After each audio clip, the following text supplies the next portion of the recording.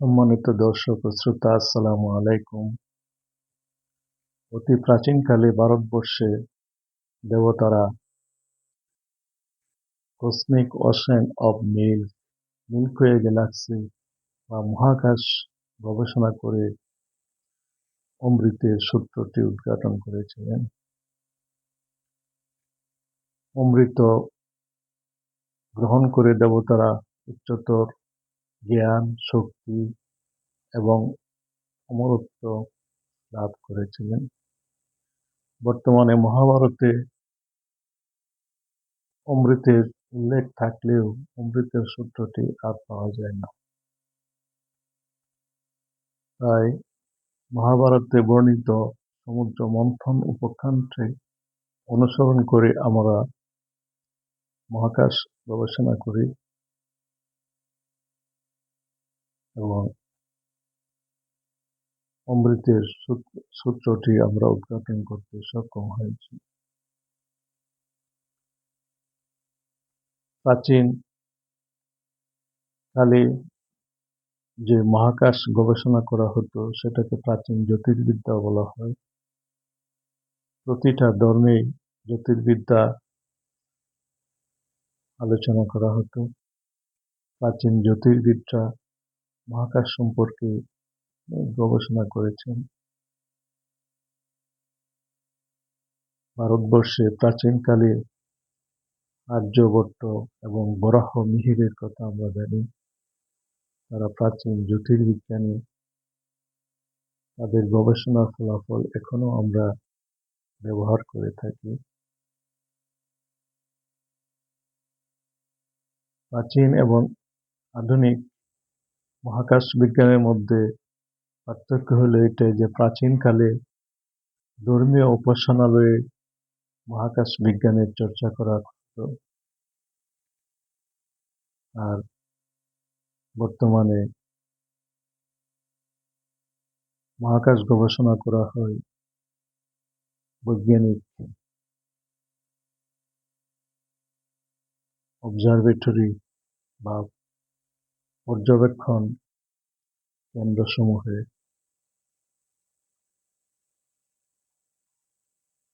প্রাচীনকালে যে জ্যোতির্বিদ্যা প্রচলিত আছে সেটাকে আমরা ধর্মীয় জ্যোতির্বিদ্যা বা রিলিজিয়াস কসমোলজি বলে আখ্যায়িত করে থাকি।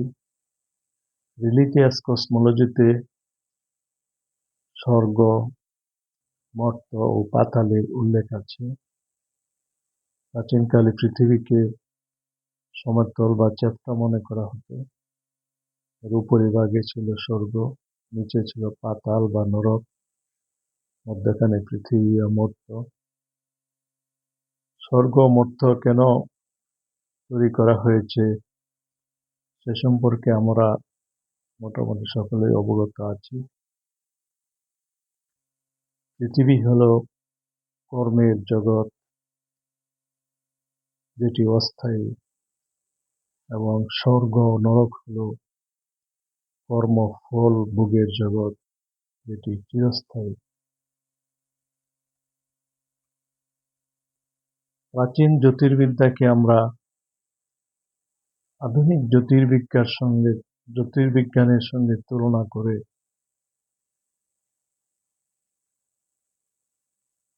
স্বর্গ ও নরকের অস্তিত্ব মহাকাশে উদ্ঘাটন করতে সক্ষম হয়েছি। মহাকাশ বিজ্ঞানের এই আবিষ্কারকে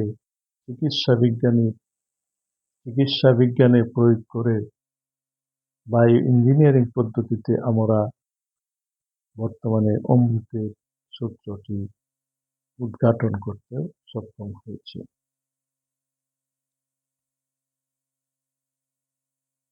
তাই অমৃত সম্পর্কে, আমাদের এই অমৃতের সূত্রটি সম্পর্কে বিস্তারিত জানার পূর্বে আমরা কিভাবে এই গবেষণা শুরু করেছি তার একটা পূর্বাভাস আমরা দিয়েছি। অমৃতের সূত্রটি সাধারণত প্রাচীন জ্যোতির্বিদ্যা, আধুনিক জ্যোতির্বিদ্যা এদের মধ্যে তুলনামূলক আলোচনা, তারপর আধুনিক মহাকাশ গবেষণা দ্বারা মহাকাশে যে সকল জ্যোতিষ্কের সন্ধান পাওয়া গেছে এবং প্রাচীনকালে যে সকল জ্যোতিষ্কের উল্লেখ রয়েছে তাদের তুলনামূলক আলোচনা করে আমরা মহাকাশে স্বর্গ নরকের অস্তিত্ব প্রমাণ করেছি। আর এই আবিষ্কারকে আধুনিক চিকিৎসা বিজ্ঞানের প্রয়োগ করে অমৃতের সূত্রটি আমরা পাই। এটি আলোচনা করার পূর্বে আমরা প্রাচীন জ্যোতির্বিদ্যা সম্পর্কে আলোচনা করব। ভারতবর্ষে 3 ধরনের জ্যোতির্বিদ্যা সাধারণত আমরা পাই: হিন্দু জ্যোতির্বিদ্যা, বৌদ্ধ জ্যোতির্বিদ্যা এবং জৈন জ্যোতির্বিদ্যা।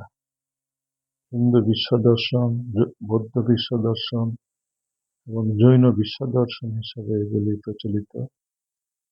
তবে এই 3টি বিশ্ব দর্শনের মধ্যে মোটামুটি যথেষ্ট সাদৃশ্য রয়েছে।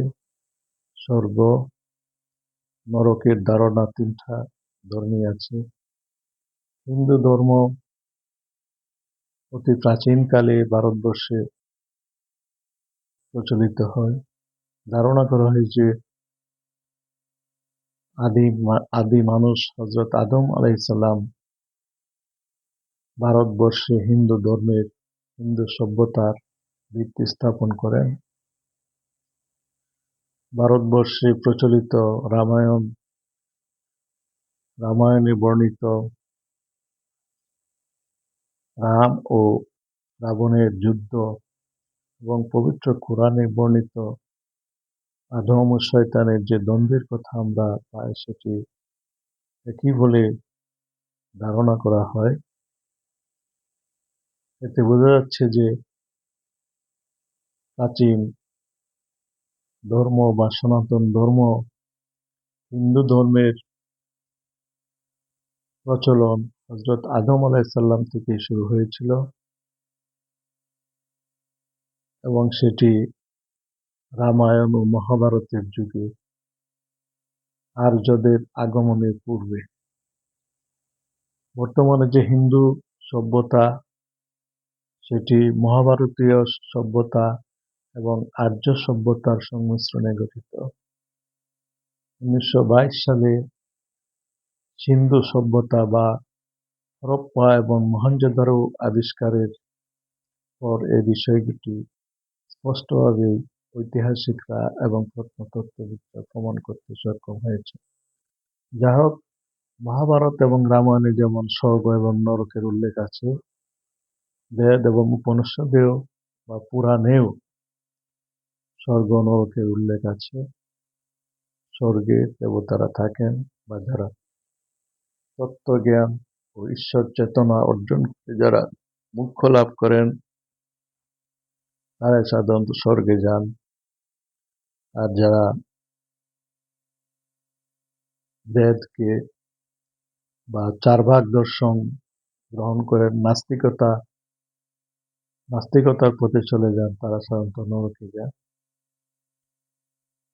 বৌদ্ধ ধর্ম প্রায় 2500 বছর পূর্বে ভারতবর্ষে প্রচলিত হয়। গৌতম বুদ্ধ এই ধর্মের প্রচার করেন। এটিকে শ্রমণ ধর্ম বলা হয়, যা বেদ এবং ব্রাহ্মণদের প্রাধান্যকে অস্বীকার করে সন্ন্যাসবাদের প্রচলন ঘটায়। জৈন ধর্ম ঠিক একই, এটি শ্রমণ ধর্ম। বৌদ্ধ ধর্ম এবং জৈন ধর্মে স্বর্গ ও নরকের উল্লেখ আছে। জৈন ধর্মে তত্ত্বজ্ঞানের মাধ্যমে মোক্ষ লাভ করে স্বর্গে যেতে হয়, আর বৌদ্ধ ধর্মে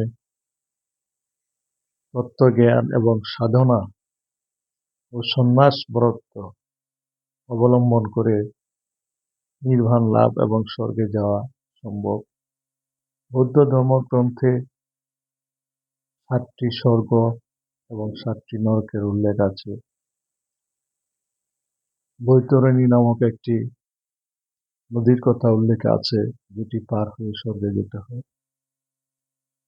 যাই হোক, ভারতবর্ষে প্রাচীনকালে যে বিশ্ব দর্শন ছিল সেগুলি হিন্দু ধর্মের হোক বা বৌদ্ধ ধর্মের হোক বা জৈন ধর্মে সবগুলি মোটামুটি স্বর্গ নরকের ধারণা আছে, যা পরবর্তী কালে প্রচারিত ধর্মসমূহ যেমন ইহুদি, খ্রিস্টান বা জৈন ধর্মে, খ্রিস্টান বা ইসলাম ধর্মে পাওয়া যায়। পরবর্তী সেশনে আমরা ইব্রাহিমীয় ধর্ম সমূহে বর্ণিত বা ইহুদি, খ্রিস্টান এবং ইসলাম ধর্মে বর্ণিত বিশ্ব দর্শন নিয়ে আলোচনা করব ইনশাল্লাহ। আসসালামু আলাইকুম ওয়া রাহমাতুল্লাহ।